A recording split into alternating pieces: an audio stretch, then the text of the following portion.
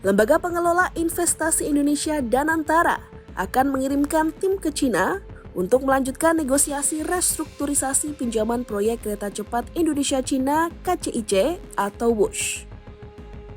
Langkah ini dilakukan guna menyepakati ulang sejumlah ketentuan pembiayaan antara kedua negara, termasuk soal tenor pinjaman, suku bunga, dan mata uang pembiayaan.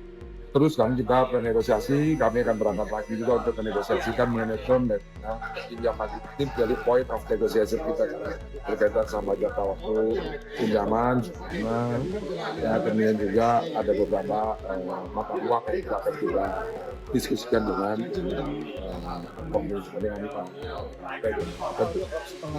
kembali lagi dan sekalian kita tidak ingin opsi A, B, atau C ya Pak Rosa juga akan menyampaikan ini kan sedang kita kaji. Tentu ada dalam kajian itu ada masing-masing tentu ada plus minusnya.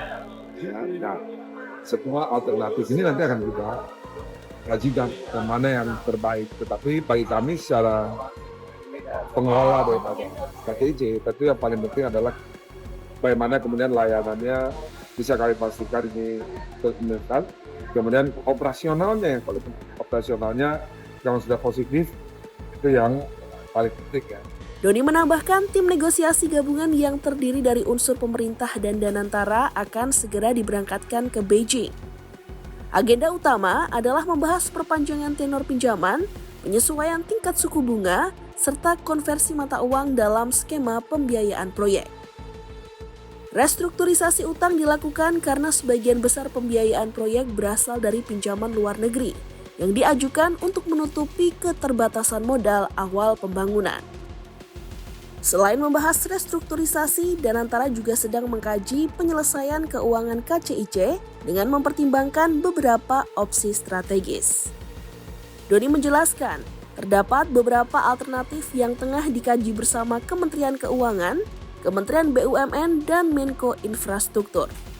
Antara lain pemisahan aset infrastruktur dan operasional KCIC, serta pelimpahan sebagian aset menjadi milik negara, menyerupai model Badan Layanan Umum BLU.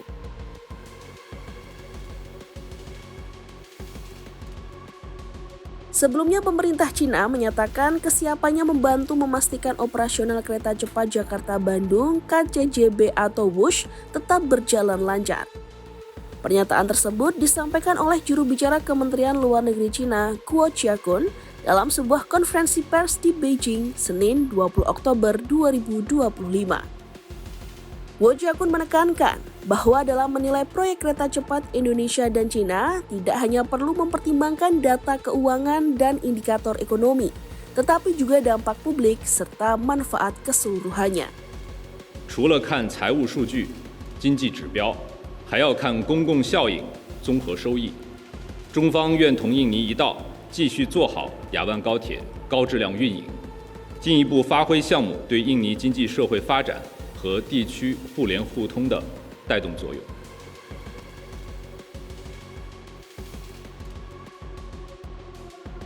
Sementara itu, Ketua Dewan Ekonomi Nasional Luhut Binsar Panjaitan memastikan pemerintah Indonesia dan Cina telah sepakat untuk melakukan restrukturisasi pembiayaan proyek KCJB. Skema baru ini memperpanjang tenor pembayaran hingga 60 tahun untuk meringankan beban keuangan proyek. Menurut Luhut, kesepakatan ini sebenarnya telah tercapai beberapa waktu lalu, namun implementasinya tertunda karena pergantian pemerintahan.